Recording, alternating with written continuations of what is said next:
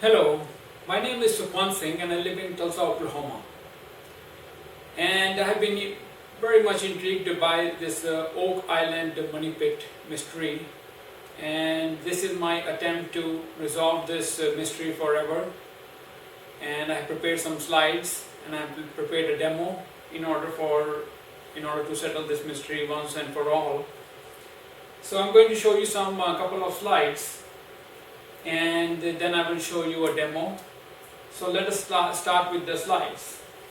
This is a almost 300-year-old mystery.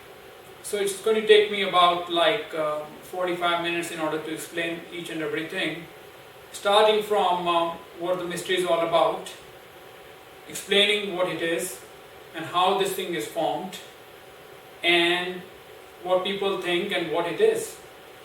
So I'm going to start with the slides. Oak Island money pit mystery is regarding Oak Island, and there's something called money pit over there, which is a depression in earth, which is a vertical depression. So you see the location of Oak Island is in Nova Scotia, and it's right over here. So as you see in the next slide, Oak Island is 140 acre, 57 hectare island in Lunenburg County on the south shore of Nova Scotia, Canada. The tree covered island is one of about 360 small islands in Mahoney Bay and rises to a maximum of 35 feet, which is 11 meters above sea level. Located 200 meters from shore and connected to the mainland by a modern causeway, the island is privately owned. So you see here is the money pit, and this is the Oak Island.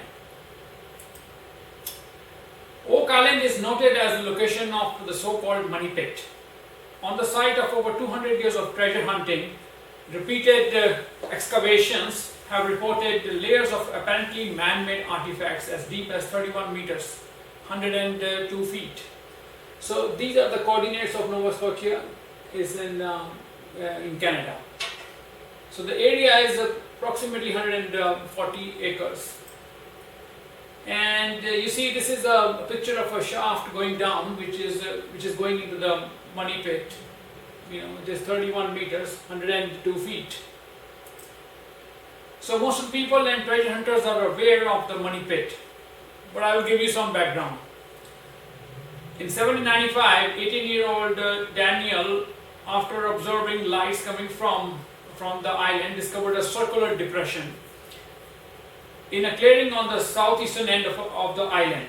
Adjacent to the clearing was a tree with a tackle block on one of its overhanging branches.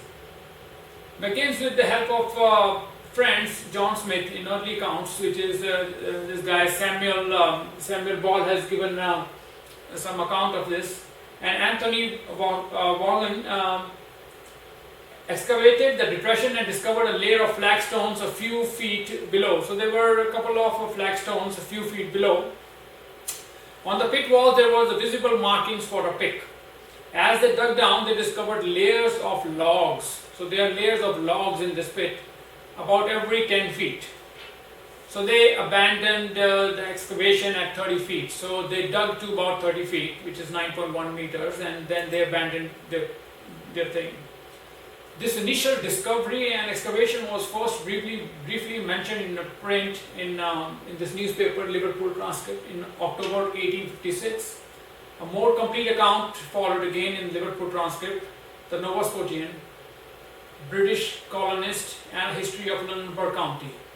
The last source based on Liverpool Transcript's articles. I got all this information from Wikipedia. About 8 years after 1795 dig, according to the original articles and the memories of Vaughan, another company examined what was to become known as the money pit. The Onslow Company sailed 300 nautical miles from central Nova Scotia near Truro to Oak Island with the goal of recovering what was believed to be a secret treasure. They continued the excavation down to approximately 90 feet and found layers of logs or marks about every 10 feet, which is like 3 meters, and layers of charcoal, putty, and coconut fiber at 40, 50, 60 feet, which is 12, 15, 18 meters. According to one of the earliest written accounts, at 80 to 90 feet, which is 24 to 27 meters, they recovered a large stone bearing an inscription of symbols, which you can see over here. There are a couple of symbols, the language unknown. One translated them as saying, so there is a guy who translated this language and said, 40 feet below 2 million pounds lie buried.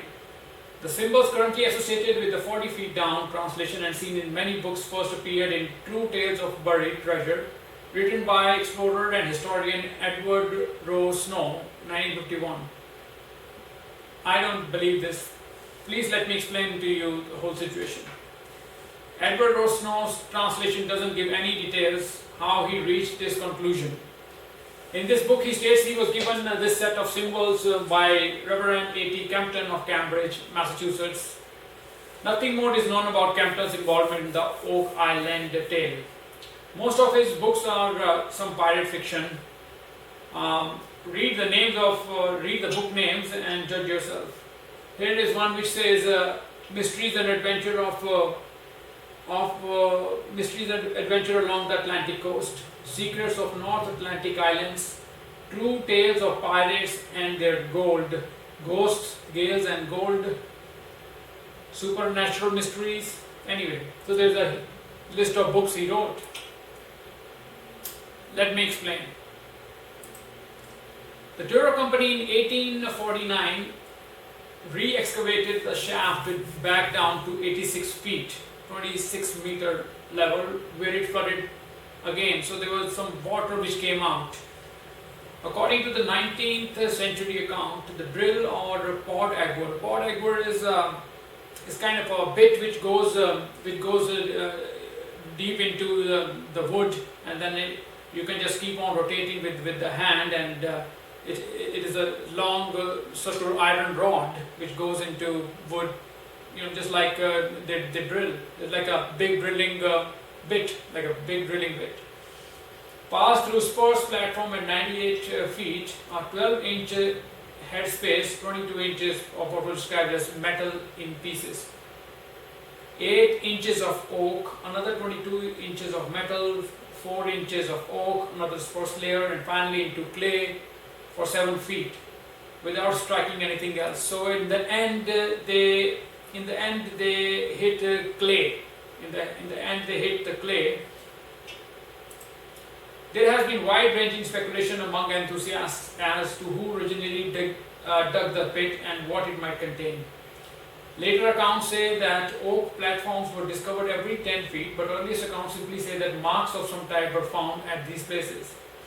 They also say there were tool marks or pick scraps on the wall of the muddy pit, and that the dirt was noticeably loose and not as hard packed as the surrounding soil.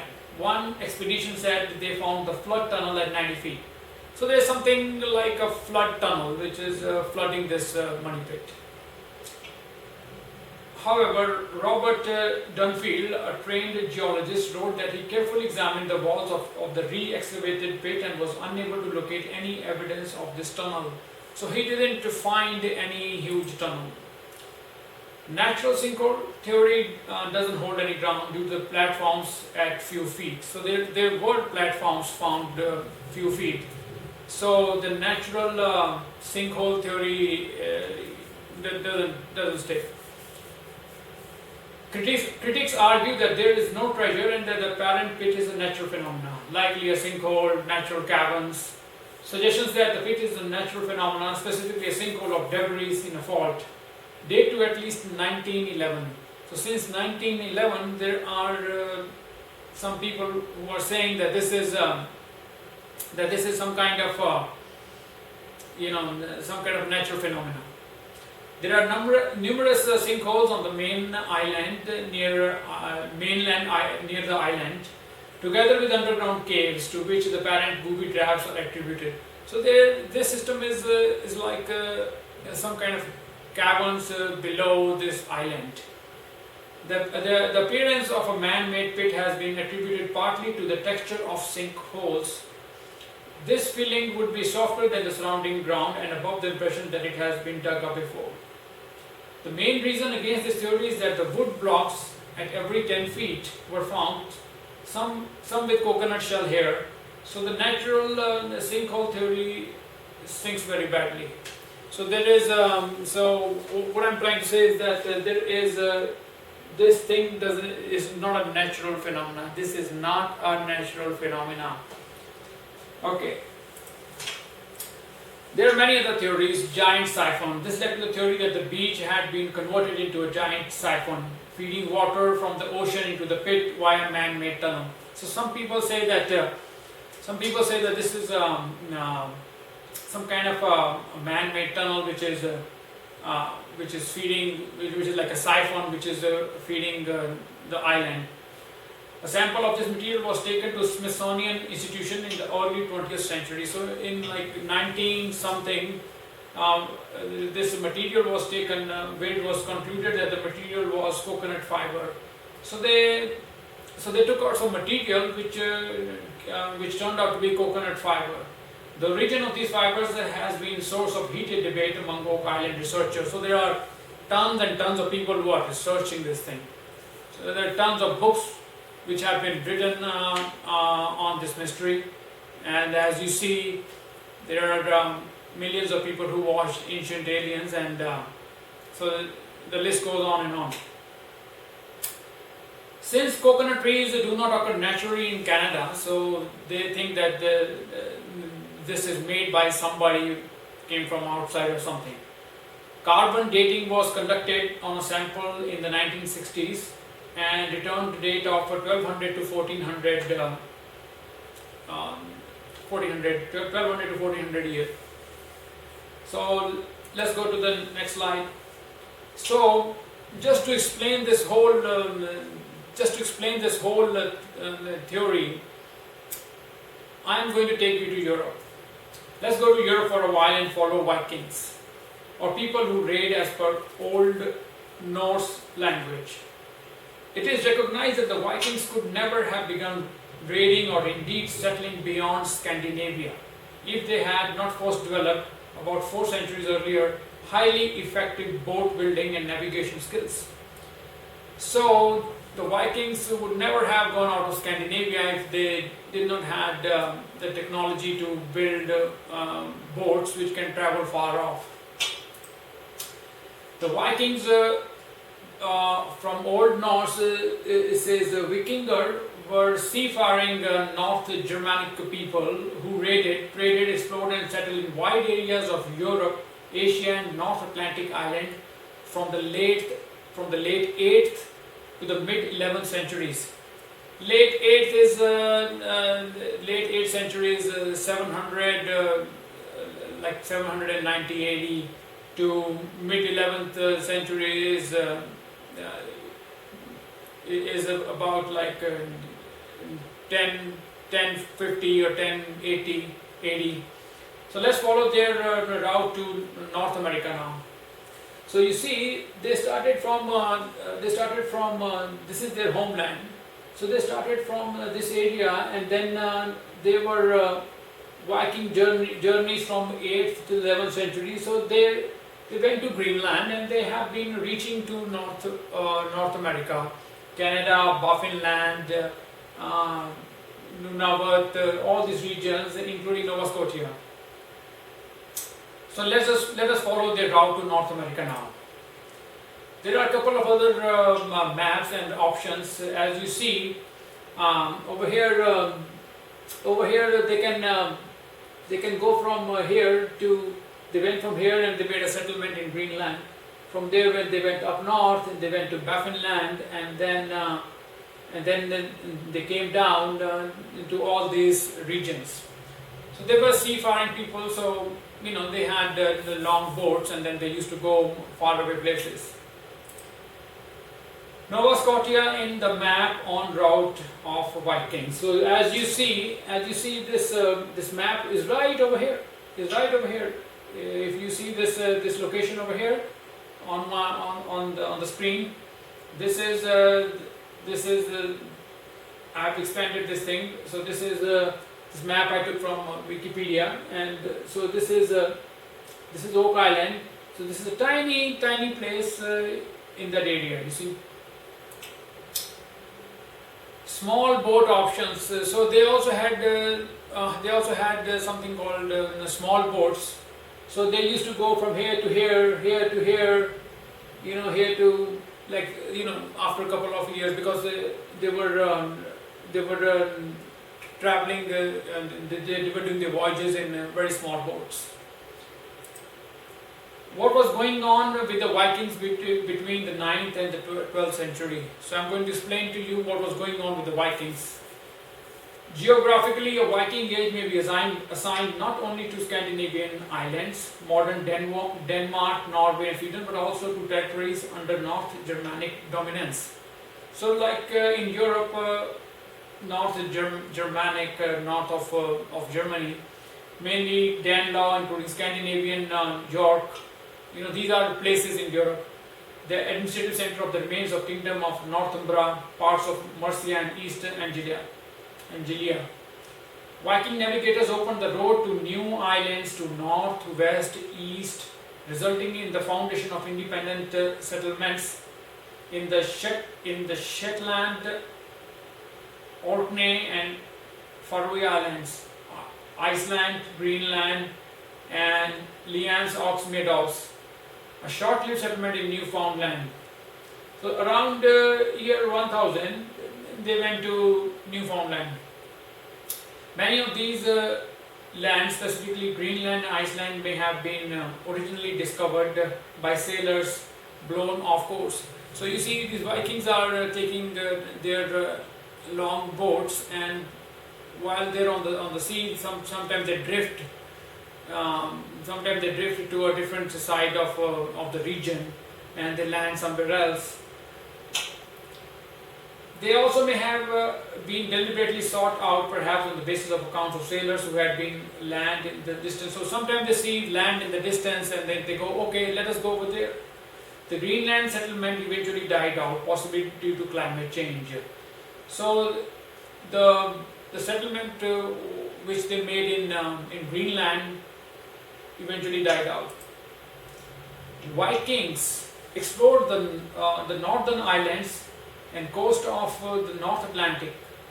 So they went to explore the northern islands and coast of the North Atlantic. So they were already North Atlantic.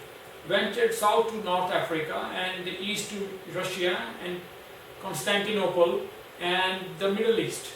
They raided and pillaged, but also engaged in trade, settled wide-ranging colonies and acted as mercenaries. So there is account of all these places where the Vikings have gone. So you see in the Canadian province of Newfoundland and Labrador, there were in 1960 there were some remains which were found which belonged to Vikings, which dating to around year 1000. So there are a couple of small islands. The name of the islands are mentioned over in this slide right over here, Greenland, and so there are a couple of Viking kings who are on the exploration. Okay. Let us check their longships. So they travel in something called a longship. A longship is a huge ship. About 70 to 80 people ride on the boat. There were two distinct classes of Viking ships. The longship intended for warfare and exploration, was designed for speed and agility and was equipped with oars to complement the sail as well as making it able to navigate independently of the wind. So oars are are like the wooden things which you push the water. The long ship had a long and a narrow hull, so they had a long and a narrow hull and shallow draft to facilitate landings. So below it was little shallow, so that they could jump out of the boat, and it was used for troop deployments in shallow water. So once they reach the beach, they just jump out of the boat, and then they can attack islanders or do things. The long ship had a long and a narrow hull. It had a long and narrow hull and a shallow draft to facilitate landing and the troop deployments in shallow water. So note this line. Long ships were also double-ended, the symmetrical bow and stern allowing the ship to reverse direction quickly without having to turn around. So how it worked is that they didn't need to, if they had to change the direction, it was very quick. It had a rudder. Rudder is a thing which is below the boat, which you move, and it can change the direction of the ship. So they were used to doing this thing very quick. So they used to move the direction of the ship very quick. This trade proved particularly useful in northern latitudes. In northern latitudes where it is very cold, where icebergs and sea ice pose hazards to navigation. So while they are in North Atlantic, there's a lot of icebergs. Long ships were fitted with the oars with almost the entire length of the boat itself. So the oars were on the whole of the boat. So on the side of the boat there were oars fitted with the square holes. The holes were square. So then this thing used to it was used by the Vikings in order to row the boat. So later versions had a rectangular sail on a single mast, which was used to replace or augment the effort of the rowers. So as you see, they had a single mast. So in the boat they had a mast and a sail, and this used to help the boat in order for the speed of the boat. The average speed of Viking ships varied from ship to ship, but lay in range of 5 to 10 knots, and the maximum speed of long ship under favorable conditions was around 15 knots. So this is a ship which is going at 15 knots in a regular ocean. While long ships were used by the Norse in warfare, they were troop transports. So these ships are transporting troops. So there were about 70 to 80 people already on the boat. So let me take you to what different kinds of long ships are there. So one is called skide. Skide meaning that which cuts through water. So this is a kind of a boat which cuts through water, which is like a narrow boat. Ships were larger ships consisting of more than 30 rowing benches. So they had 30 benches where people used to sit. Anyway, the thing is, there were no benches, but the location where the Vikings used to sit.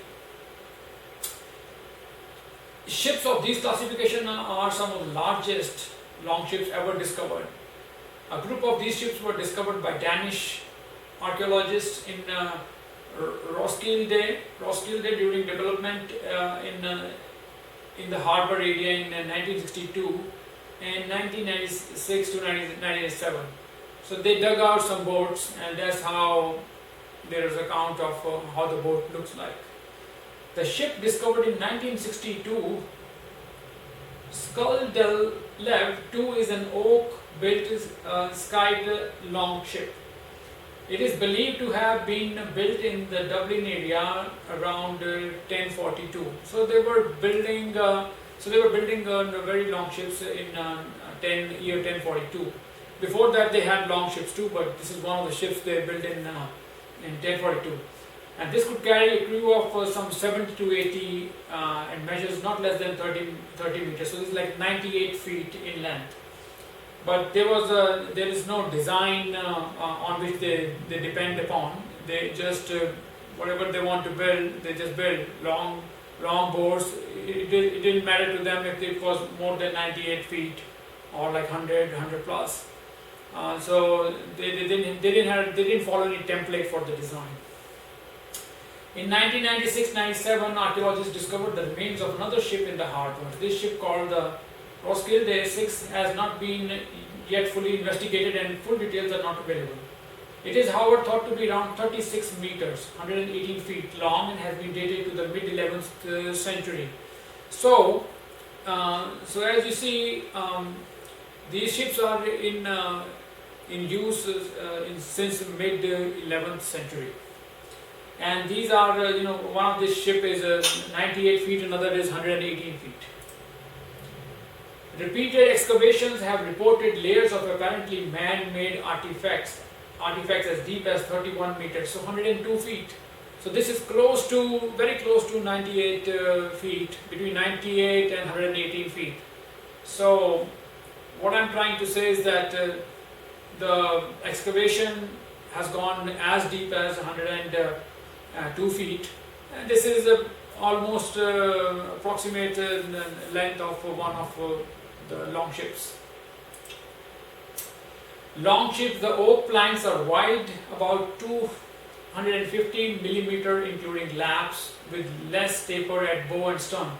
Planks were 25 millimeter thick. So this is about 10 mm. 25 is about this 25 mm, which is like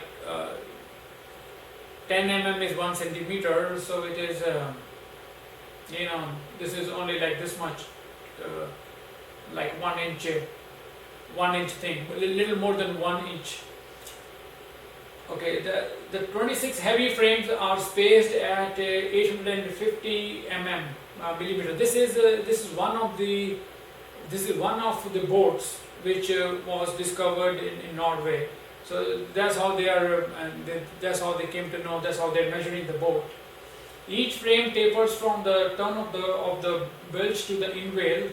This suggests that the knees were used to brace the upper 2 or 3 topside planks, but appear to have rotted away. The hull had a distinctive leaf shape and the bow sections much narrower than the stern quarters. There were 9 white planks per side. So they were, as you see, there were 9, 1, 2, 3, 4. So there were like 1, 2, 3, 4, 5. There were like 9 planks per side. So if you see from here to here, there are about like 9 planks. So this 1, 2, 3, 4, 5, 6, 7, 8, 9, and 9 are this side. So you see, this is a mast of the ship, and this mast can come down. So there is a mechanism for bringing the mast down, and on this mast the sail was hanging. So this is how the boat looks like. The Viking shipbuilders had no written diagrams or standard written design plan. The shipbuilder pictured on the longship before its construction based on previous builds. So the builder used to see the previous ships and they used to just build. There was no precise design. The shape of the stern was based on segments of circles of varying sizes. So the stern was made of varying different sizes. The keel was inverted T-shape, as I will show you later on.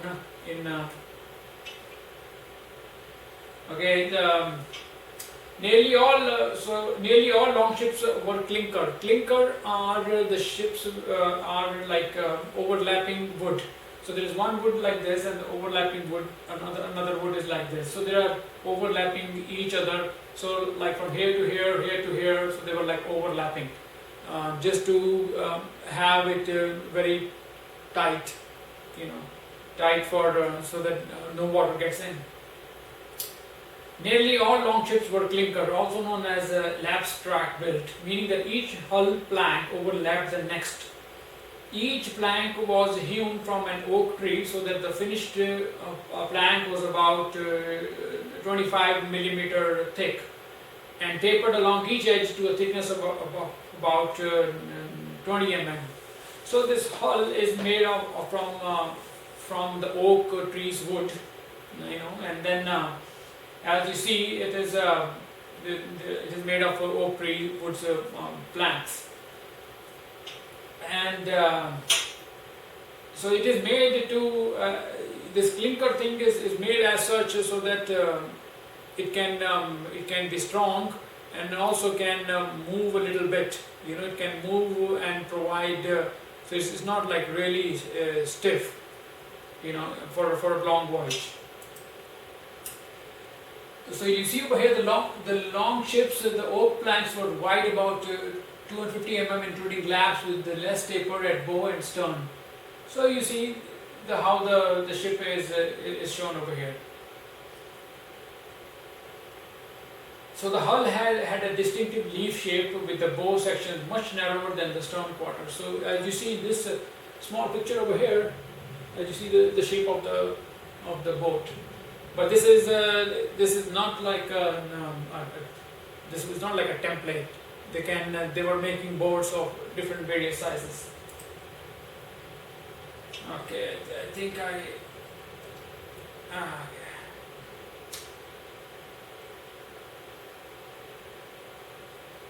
so as you see, this explains. I'm explaining where the ships.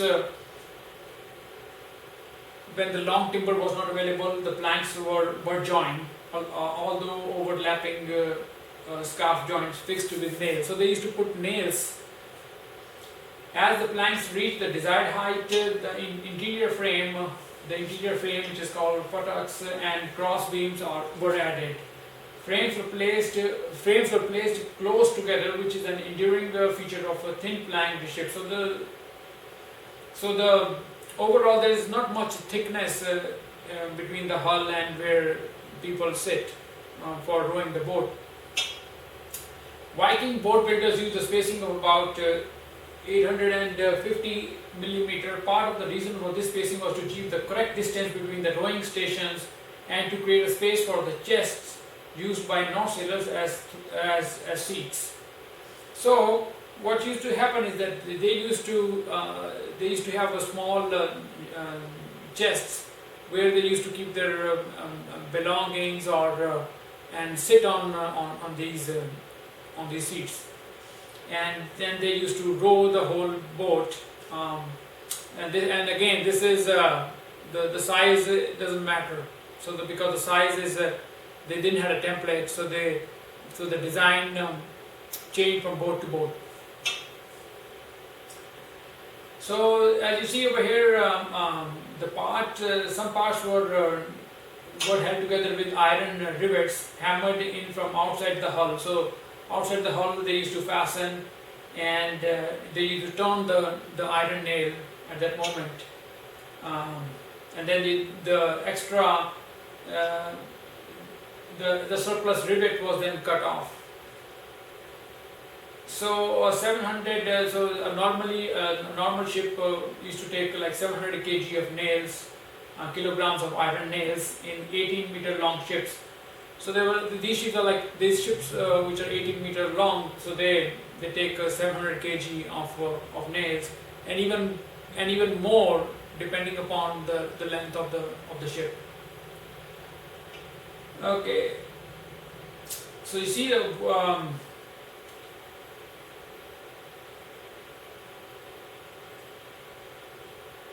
So see over here, some tree nails have been found with their traces of linseed oil, suggesting that the tree nails were soaked before the pegs were inserted. So they were soaked in linseed oil, and then they were inserted into these holes. When dried, the oil would act as a semi-waterproof, like glue. So this linseed oil, when this wooden rivet, they used to dip this thing and put it into the joint, and then when it used to dry it out, so it used to take the space, and it was like a sealant. Okay, ocean-going longships had higher topsides, about a meter high. So they were like 1 meter high. high. So it's like you know, about this much, to keep out water. So they were rowing not too far from the ocean level. So the higher top seat was supported with knees with the long axles fastened to the top of the cross beams. So they used to have a place for putting their knees, and then they used to push it with the force of the chest. Okay.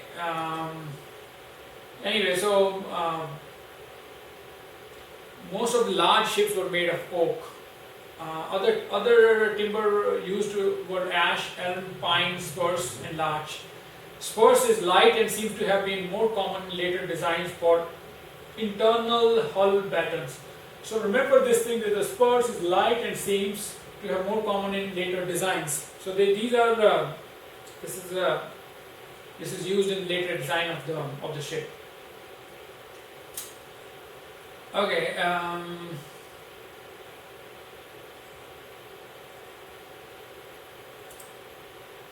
The sail was held in place by the mast, which was up to 16 meter tall. So, just to demonstrate, I will bring the demo boat.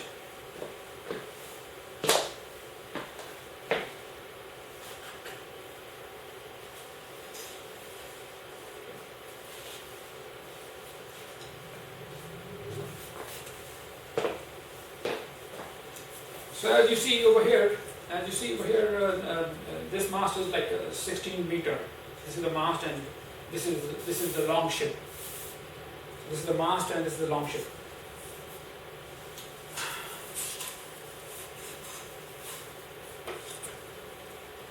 Its base was about. So there was a base of this boat where the mast used to go. So this was this is about 250 mm to 180 mm millimeter. So there was some kind of a circular thing which was holding the mast. The mast was supported by large wooden mast step called a curling. Okay. Anyway, so this is talking about the mast. Long ships were not fitted with benches. So this is very, very important thing over here. Very important, very crucial thing. The long ships were not fitted with benches. So nobody was sitting on a bench in a long ship. When rowing, the crew sat on sea chests. Sea chest is like a small chest, and they had the stuff in it, and then they used to row with the push of their arm and against their chest. Because the chests were made of the same size and were the perfect height for Viking to sit on and row. Long ships had hooks for oars to fit into. So then they had the hooks on the side of the boat. On the side of the boat they had small holes for where the oars used to be placed. But again, the thing is, there is no specific design. So this depends upon area to area where the boat builders built these ships.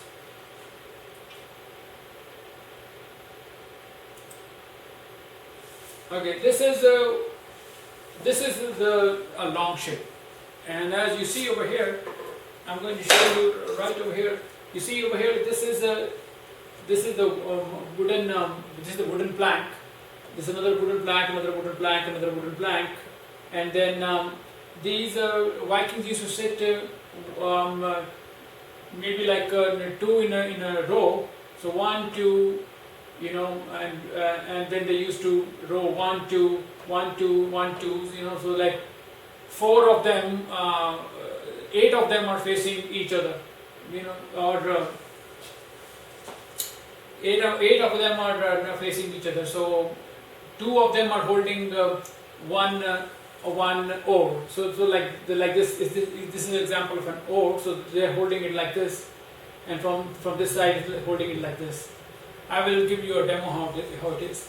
But you see, there's small distance between these planks, and they are sitting facing each other. So let's go to the next slide. You see over here, I show you that they are sitting like this. So you see one guy is facing another guy, and they are sitting like this. And this is the mast and the sail of the ship, and these are the oars. You see, these are the oars which they are pushing against their chest. So see, they are using this plank as a back support. So these planks are used as a back support. This is what it is. This is what it is. This is the base of the long ship, and this is a wooden plank. Two guys are sitting like this side. Two guys are sitting like this side.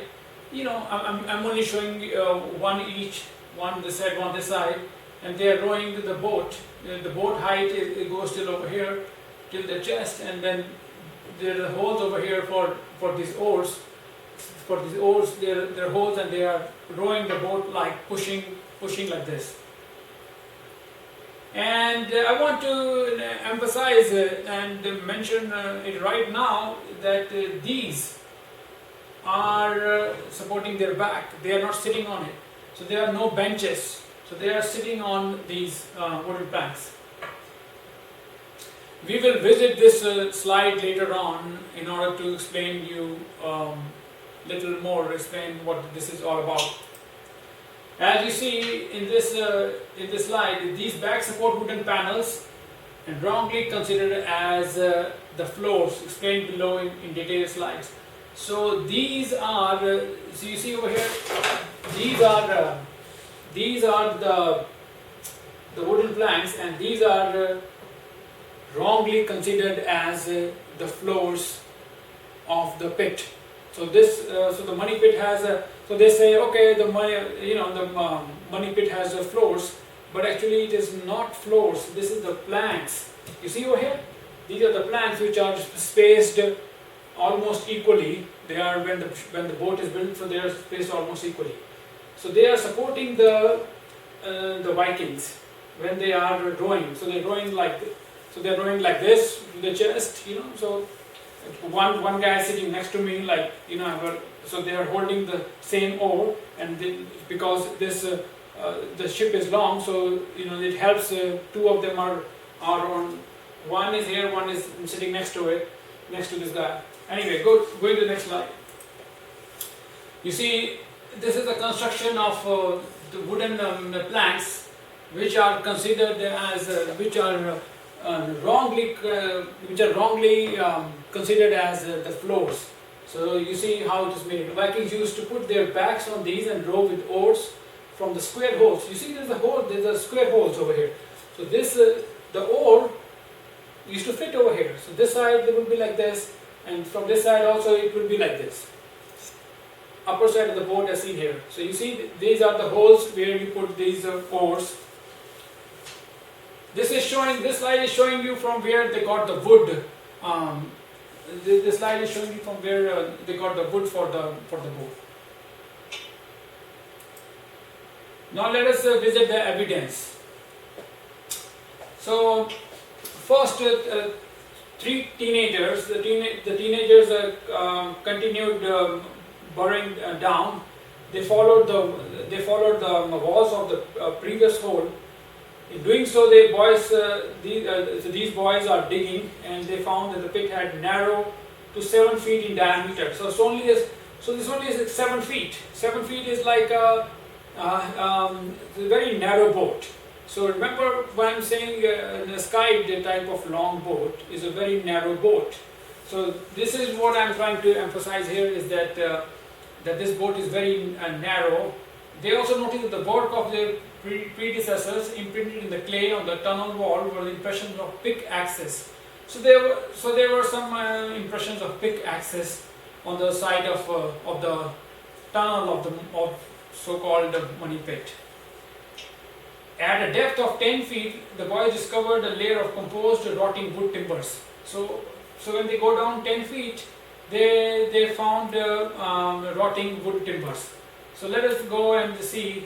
So you see over here, these are so they are coming from, this is like if we tilt it vertically, so they found this plank timber, and then they go down and then they found other ones.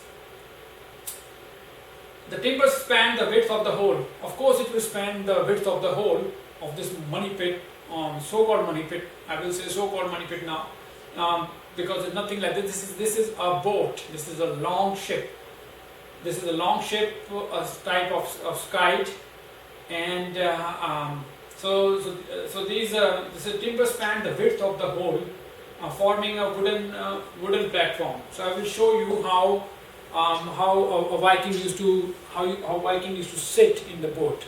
So let me demonstrate. So here is here is my here is a wooden plank, and this guy is sitting right over here. And if I see my boat, these guys are sitting right over here. So let us put this guy over here. Okay, and you see, he is sitting right over here. So this is the thing which they call as the floor of the money pit. So actually the boat itself is like this. So the guys are not here, but the boat is like this. So I will show you how the boat came into this setting. But as you see, this is the guy which is, so there are two guys sitting on this side, and he has this oar in order to row the long boat.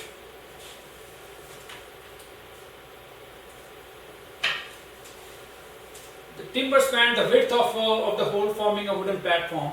The ends of the timber had been driven into the sides of the tunnel wall to firmly anchor the structure. Of course it is firmly anchored, because they don't want this thing to move, because the back of the Viking is against this thing, so they don't want this thing to move. So this is a very important thing, that they don't want this thing to move. As you see over here, there's this guy sitting over here, and he is rowing, and this is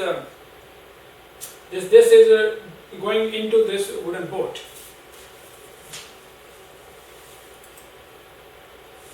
Just as before, the enthusiastic excavators were again disappointed. After taking out the barrier, the boys found 2-foot pocket of air, followed by soil that had settled below. So what they found is that they found some. So this is the ship, and then as you see over here, so they found some soil. I will show you how they found the soil, which was because this is a ship which is sitting right over there for centuries. This is sitting there for more than 1,000 years now. So as you see, when it was discovered, it was like 800 years. It was already sitting almost in that position. So the sand, the mud from the island has gone into it. The clay has gone into it. Tunneling down to approximately 20 feet, the boys encountered another level of wood timbers. So as you see, nevertheless they continued toiling in the pit, removing one barrier after another in hopes of claim their mysterious reward. When the teenagers pulled away the second platform of wood timbers, only to find another layer of soil staring back at them. At the depth of 30 feet, one of the laborers hit a solid object, moving the soil. The crew found that another timber level had been installed inside the tunnel. So this guy, Lamb, in 2006, this is an account he has written in Wikipedia, which says at the depth of 30 feet, again they are going deep below the pit, and then they find another platform. They think that this is a floor, which is actually not a floor, as I explained to you, and I will explain in more detail. Digging 10 more feet, the enthusiastic men of the Onslow Company found themselves standing on yet another shelf of horizontal timbers. This time, rather than charcoal, the diggers observed a sap-like substance along the seams between the logs. Whatever was stored beneath must have been worth the trouble of encapsulating the tunnel for protection. So let me interject right over here and add that the sap-like substance, which is holding, it is sealant. It is a sealant. It is a sealant to hold the boat. So there is nothing else which is hiding over there. I will explain in more detail. Let us see the evidence. Burrowing another 10 feet, the team encountered something they would have never thought possible. Atop another platform of timbers were scattered the fibers of coconut shells. So they found this coconut shells, and they're talking about this coconut shells, what it is. I will explain to you what these coconut shells are. These coconut shells are coconut fibers which are used by our beloved Viking guy in order to support his back. So they are putting, this is just like a pillow, like a back pillow. So he's using a back pillow of coconut, made of coconut fiber, and or he has a small pillow underneath him. Whatever the thing is, it is for his support. So most of them they probably have this kind of a pillow in order to support their backs, because you see they are going for ages, for many years. Once they leave their region, and they are for many years in the water. Okay, you see over here from 60 foot depth where the coconut fiber was found, it would take the men another 30 feet of digging. So you see they're already down about 90 feet. So depth of 90 feet, the surface of tiny Canadian island, the very team of fortune seekers uncovered the first precious stone. So they found a stone slab over here. So this is a boat which is like this. I will show you. So there's a 30 feet gap over here, and then they found a stone slab over there, and expecting to dig 10 more feet before hitting another timber structure. So they keep on hitting this timber structures which are like a floor. At the depth of 98 feet, they found their next wooden obstacle. So they keep on finding this wooden obstacles. According to Crooker, the auger initially only confirmed information the men already knew in 1993. At the depth of about 98 feet, the auger came in contact with a layer of spores approximately 6 inches deep, following the log surface. The auger sunk through 1 foot, absent of any material. So auger is like a drill. So this guy is drilling like this. He's using his hand, and there's an iron drill which is going deep into this so-called money pit. Okay, so see over here, series of strata consisting of 4 inches of oak. Again, they found 4 inches of oak. 4 inches of oak is this much. So 4 inches of oak is this much height. So this is what they find in the almost at the end of the boat of this tunnel, money pit, so-called money pit, which is actually I explain to you more. The probe was cast 114 feet beneath the surface. At this depth, the auger hit another platform of timbers. So they keep on finding these timbers, which are the panels. So let me explain to you again. Let us go back to our slide over here. So you see these guys are sitting over here. Was 70 to 80 guys sitting in the boat. So they keep on finding these timbers. What they call as floor is only the boat's support system for the Vikings back against this support they used to push.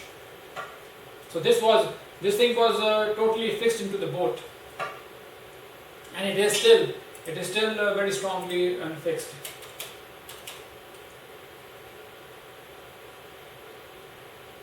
Okay, anyway, so they found some loose metal, and okay, please take a look at this slide over here. As you see right over here.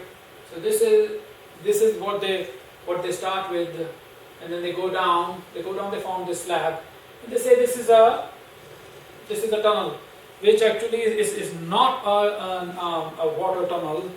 This is, I will explain to you, this is the location of, this thing is the location of the mast. You see over here? You see, this is the location of the mast of the ship. This is the location of the mast of the ship. You see over here? You see? It's explained over here in this money pit area, where they're showing that they found this. They found this picture I took from the internet, and you can see where it shows that, you know, at each feet in the shaft, you know, then they found the slab and there's a tunnel. Again, they're mentioning the tunnel right over here. They're mentioning the tunnel. The tunnel is shown right over here too. You see, this tunnel over here, this tunnel over here. This is not a tunnel. This is the location where the ship's mast was. So it was like this. The boat is like this, and now it is like this, and this is the location of the mast. I will explain to you in detail more. So let me show you something more. Okay, so you see, now I have rotated the boat. So the boat is like this. So now you see the location of where the mast is. Okay. So they found this slab at this location. But so now you can see that how this pit looks like when it is rotated into horizontal direction, which is a boat. I'll explain to you how this boat came into this situation in detail. So let us go to the next slide. So you see, here are the Vikings pushing against, sitting over here, and these are the locations of the oars, where the oars are. And as you see, this is the mast of the ship. And okay, anyway, this is a tree. Next to this tree, they found this money pit. So you see, I just rotated it like this. Anyway, go to the next slide. This is one of the pictures which I took from the internet, which shows how many Vikings are sitting on a single boat. And see the huge size of this sail, which everybody has to notice this thing. This is a huge sail, it's a square sail. It's not anything like long, it's a square sail. So this is a long boat, and this is what they found in one of the excavations in somewhere in Norway. Okay, here I show how it looks like. You know, this boat is, and how it is, how it is. Okay, now I will show you the boat how it is, and this will give you a better idea. Okay, I'm going to bring my demo boat.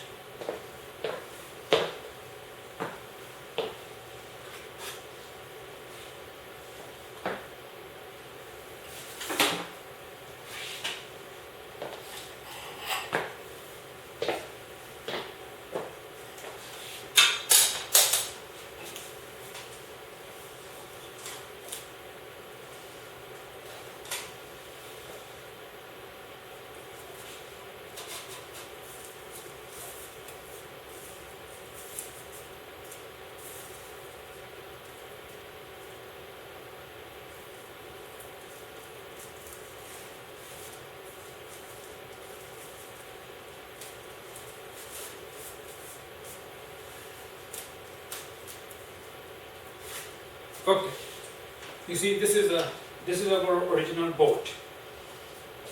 You see, this is our original boat. This is the place where the Vikings are sitting. This is our original boat, and this is lying in the water like this. I mean, in the earth, it is lying like this. Okay, and this mast can bend down. But you see, I just want to show you that these are the oars which the Vikings are using in order to row the boat. and these are the platforms in which on which they are pushing like the boat. So they are, so you see there, this is the boat and this is the platform against. I showed you how the Viking was sitting and how they are pushing the boat. And you see, as you see, so there are many of these sections over this side and many of these sections this side. Okay, this is a long boat. As you see, there's about like 70 to 80 people sitting on the boat. So like, let us say like 30, 35 are sitting this side. You know, 2 of them on each side. And then 2 of them on this other side. So I will show you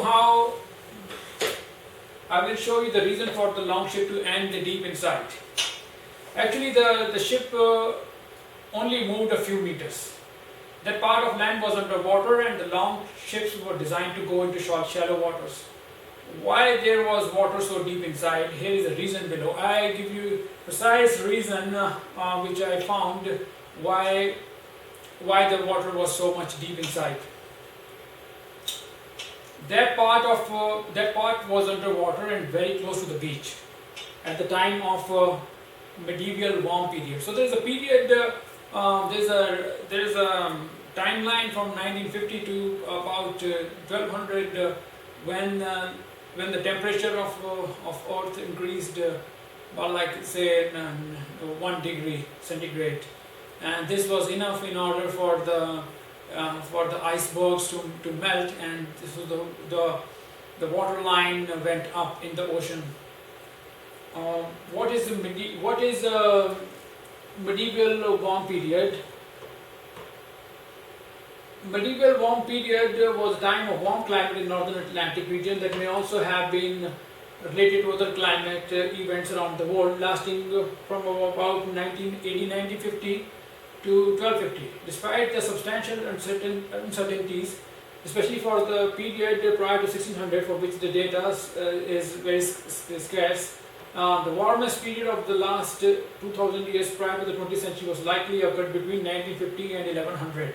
So between 1950 and 1100, they say that the temperature was a little warm, the climate was a little warm. The ocean waters were risen for a few inches. The ocean waters rose for a few inches, and hence the boat was able to go in at the location where it is right now. I'll show you what happened to the boat. So they did some radiocarbon dating and found that in one of the Sargasso Sea shows that the sea surface temperature was approximately 1 degree centigrade cooler than today, approximately 400 years ago. 400 years ago is like 1600s. 1600 years ago there was a thing called a little ice age, which is very important in our whole story. So little ice age was from 1600, from 1200 onwards till about 1600s. So this was an age where it became a little colder than what it was earlier on that period. So the little ice age, there is no consensus regarding when the little ice age began. The series of events preceding the known climatic the pack ice began advancing southwards in the North Atlantic. So what happened is that the pack ice, the ice pack in advancing southwards in North Atlantic as they did glaciers in Greenland. So around that area, around that region in Greenland, in North Atlantic, all these icebergs started pushing downwards. So they say this phenomenon was worldwide in the northern hemisphere. Based on radiocarbon dating to roughly 150 samples of dead plant material with roots intact, collected from beneath ice caps of Baffin Island and Iceland. Baffin Island, as you know, this is a region above, this is a part of original Canada, like Canadian Aborigines, and they live over there for centuries. And so anyway, so let's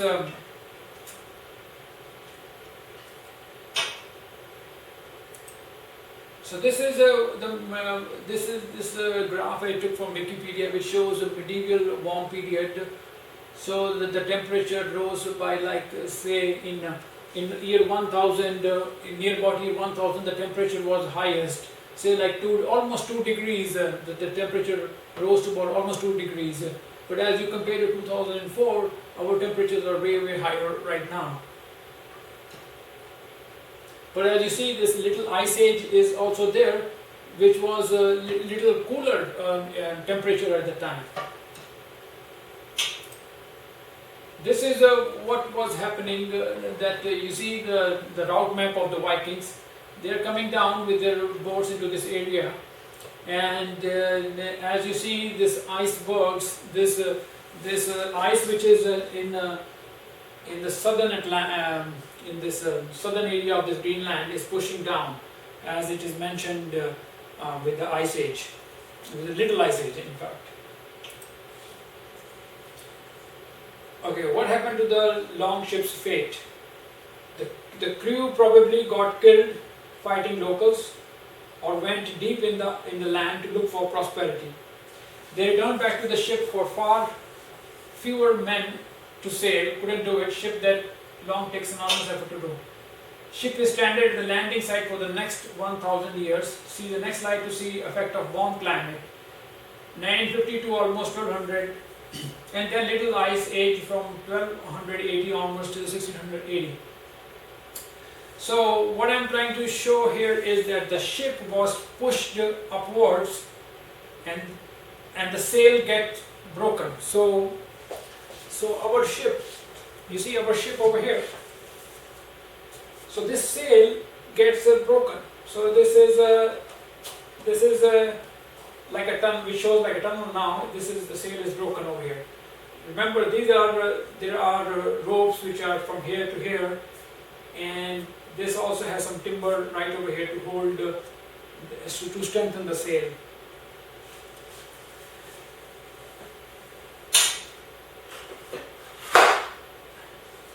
The ship is still tight on the hull side and remained like that until the treasure hunters broke the side of the hull, and it collapsed due to age of the timber and oak.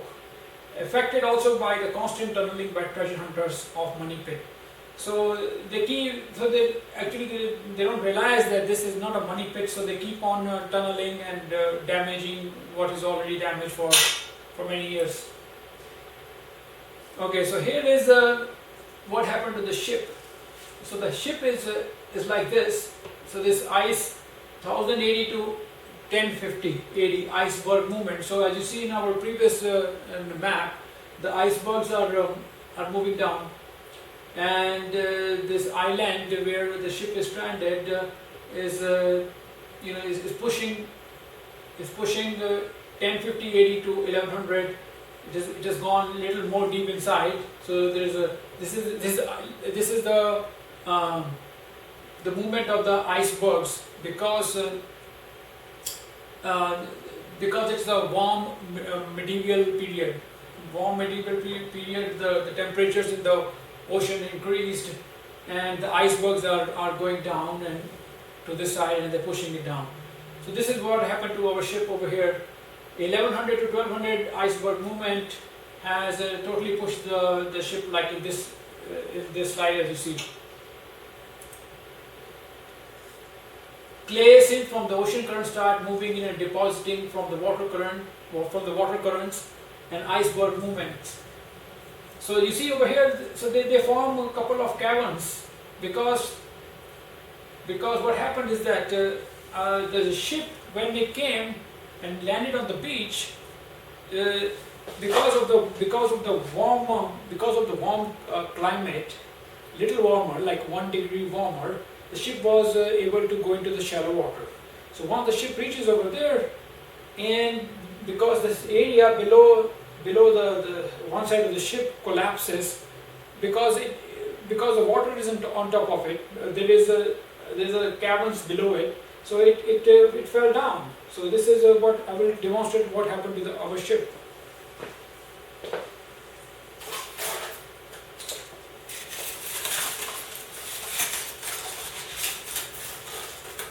So as you see, the ship comes over here. The ship, where is my ship? So the ship comes over here, and it is sitting over here, landing on the beach. And then what happened is that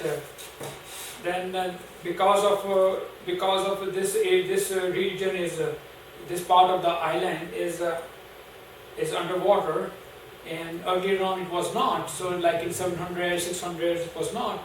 So because of the medieval warm period, the water moved in. So there's a lot of water over here in this area. So it went like this. It broke down. So this region, this land, little bit broke down, little bit. So it went into the beach, and our ship became stranded like this. So this is the ship, the angle of the ship.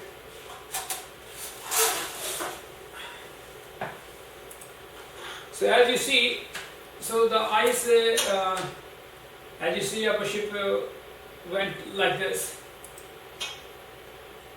Okay, and then what happened is then there was a.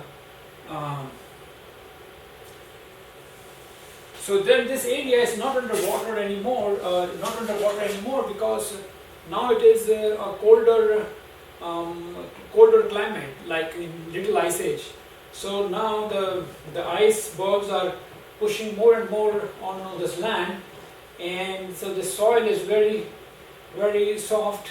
So the soil is very soft, and there are cavern formation in below this island, and this keeps on pushing for a couple of centuries. This keeps on pushing our boat, make it like this, going like in an angle, which it is right now. So this is what happened to the longship's fate. So I will show you what this is. So you see, this is the sail of the ship, and this is the mast of the ship. So just to demo, I'm showing you. So this has constantly, for ages, for many hundred years, it keeps on falling down, and then it goes down into the ocean, into this below, not ocean, but below this island. So now these water channels, due to the timber in the sail, so these see, this is holded by 5 ropes from here, 1, 2, 3, 4, 5, 1, 2, 3, 4, 5. So there are the 5 ropes which are, as you see over here, the 5 ropes are holding this thing, and so when the ship is in this location and this angle, this is the rudder of the ship. So it goes down and down into the water, and these are sometimes along with the ropes they have this timber to support the sail, and so it is pulled, and because of the clay, these ropes for many years, because of the ice age after the warm climate. So these ropes made some kind of tunnels, and which looks like water channels, which is affecting whenever they dig. So they say, there are like 5 entrances into the ocean where the water tunnels which the water seeps in. This is what happened. As you see, this thing over here, fell down like this, and this. And these 5 so-called tunnels are the placeholders on the sail and ropes attached to the sail. I'm going to list a couple of items found over there, and to give a sense to where the items belong in the whole picture so far. Remember the coconut fibers? They are the back support pillow stuffing with a long duration. With long duration, the rowing sitting against almost flat surface, back needs support. So these Vikings, they need some support for their backs. The slab found. So what happened is that is most likely picked up from a Baffinland region along the voyage. So this is they didn't bring it along with them. They're not carrying any slab which says that, oh, this is a 2 million pounds of some treasure is to be found, because there is no treasure. There is no treasure. They didn't bring anything from where they started. So this is very important. So they are not bringing any slab. So these Vikings, when they started and when they came, they didn't bring any. They didn't bring any slab along with them. So the slab they picked it probably from a Baffinland region. And so this is what is a Inuktitut writing, which is in Canadian Nunavut region. It's in a region near Baffinland, and you see the characters how they are. They are very similar to the inscribed characters on this slab. So the guy who's saying that this is a translation of this 40 feet dig 40 feet below, it has nothing to do with any 40 feet anymore, because it is the whole thing is a ship. Okay, this is a picture I'm going to show, which I got from the internet, and says, you see over here, this is a slab over here. This is a slab. This picture is made from the data from 1804. At 90 feet below, at 90 feet bottom of shaft goes muddy. At 90 feet it grows muddy. Of course it grows muddy, because this is a location of just where the mast is. This is a tunnel which says this is where the mast was, and the wood from the timber is still clogged in the channel, in this timber over here. Because the longship is standing vertically, and hence there is no treasure pit. I want to emphasize after this demo. So after this demo, I hope there is no more mystery. Okay, I hope there is no more mystery forever. And I really believe that I have resolved this one of the last great mysteries in North America. So the longship is standing vertically, and hence there is no treasure pit or the Ark of the Covenant. So all those enthusiasts who watched Ancient Aliens, and there was a conversation about Ark of the Covenant to be found, or that something like that, but there's nothing like that. Okay, most likely the mystery is solved. I hope I solved the mystery. After my detailed explanation, if you still believe there is a fortune to be made by disturbing the longship, try your luck. The metal pieces which are making noises when the auger goes below are from the boat inside sea on one end, and probably some axes and swords. The reason is the Viking, if he had any treasure at the time of the longship landing, was probably looted by the killers. So these guys were killed by the locals. So once they are killed, the guys who's killing these Vikings, why wouldn't they come and check for any treasures? You have to remember that the ship is there for ages. So there are many people. So before any written account, any stories. And before the ship was totally before the little ice age, and the movement of these icebergs stopped. So there is a big possibility that before that, if there was anything which was already taken by the locals or killers. Okay, so the first, another reason I want to emphasize and explain is this is not a buried treasure. So this is not a buried treasure. So there's a question of money pit. The money has gone to the pit. So many people have dug into the pit, which actually is a long boat of type Skide. And it is the same size as I mentioned earlier on. And I think mystery is completely solved by me, which is I'm Sukhwant Singh. Hi, I'm in Tulsa, Oklahoma. If there are any questions about charcoal, iron, and wooden nails, your guess is right. You need coal to cook, nails to hold the wood, and all that tight glue thing is to make the boat watertight, which it was until someone made a hole with an auger and water came in. One more thing, I just want to mention one more thing. This is not an alien job, so no aliens did anything like this. So all you guys who are thinking that the aliens came and they made this thing should be kind of totally disappointed right now when I have explained to you what it is. And so I'm going to show you a small video which I saw it on YouTube, and this will strengthen my explanation. So I also give this credit to this guy who posted this, Christopher Ong Tong. He posted 2 videos. I'm going to mention, and it's like a 3D video.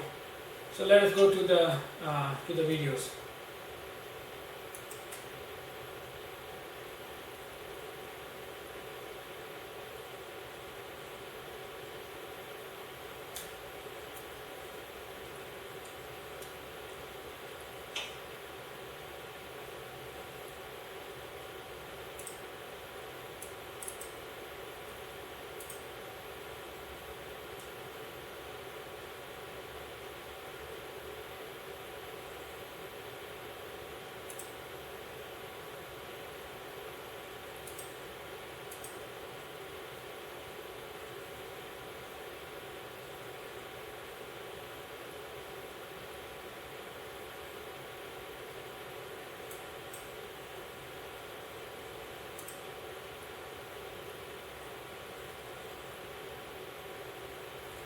You see over here, this is the location of the money pit. He's demonstrating in a 3D diagram.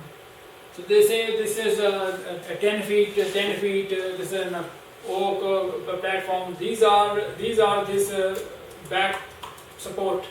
These are the back supports of this Viking where they are leaning against. So there are regular intervals. Inscribed stone. So as I explained to you, the inscription on the stone is there is no translation for it. I mean, there is probably translation from Canadian regions. I don't know the language, but it is definitely not like 2 million pounds or something. So they say this is the original flood tunnel, which is flood. There's no original flood tunnel. This is the mast. This is the mast. You see over here, you see these 5 tunnels, 5 divergence box drains. These are not box drains. These are the ropes on the sides of the sail, and which have for ages have gone into this direction. And I will explain to you. So you see over here. This is what it is. This is what it is. It goes like this. So see at regular intervals there's panels, and there's fissures, cracks in broken. So these are kind of caverns over there. Okay. It says it goes to 230 feet. Actually, it does not go to 230 feet. It is less than 230 feet. And here is our ancient aliens mystery island. Anyway, I will play another video in order for to explain more.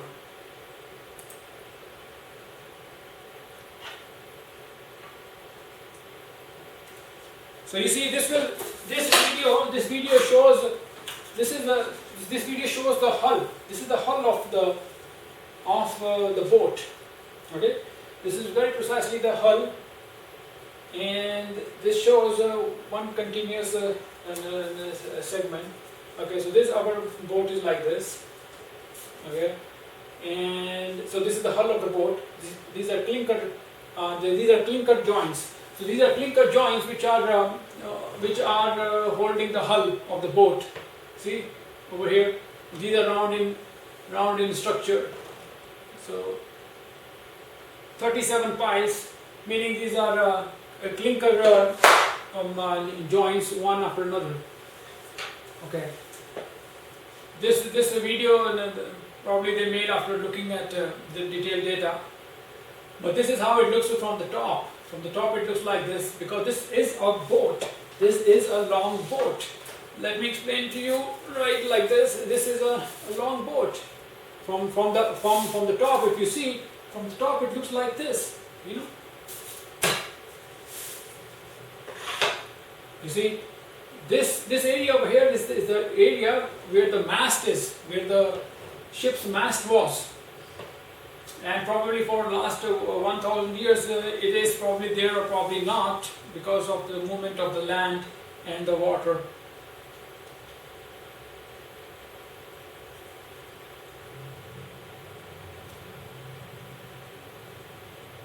So these guys say they are 4 water pumps.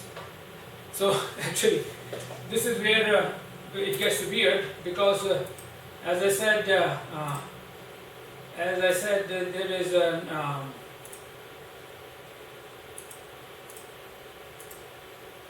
there is no water pumps. Okay, the sail of the boat had that ropes, which when our boat fell down, when the boat and it got, so this the whole region, this whole area, this whole boat is underground. You see, this whole boat is underground, and this has probably gone this side and it's like this, and this is what they say it is going, and there are tunnels, there are 5 tunnels. These are not tunnels. There are not any hand pumps or pumps. These are actually the ropes which are connected to the mast. So and okay, so that concludes my explanation, and I hope I have explained to you almost these things in detail.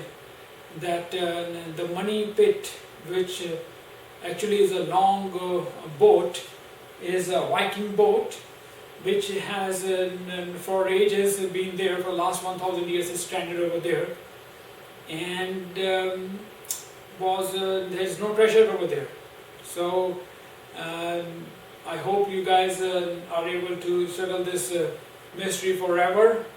My name is Sukhwant Singh, and this is my hard work. Thank you very much. I'm going to end this thing.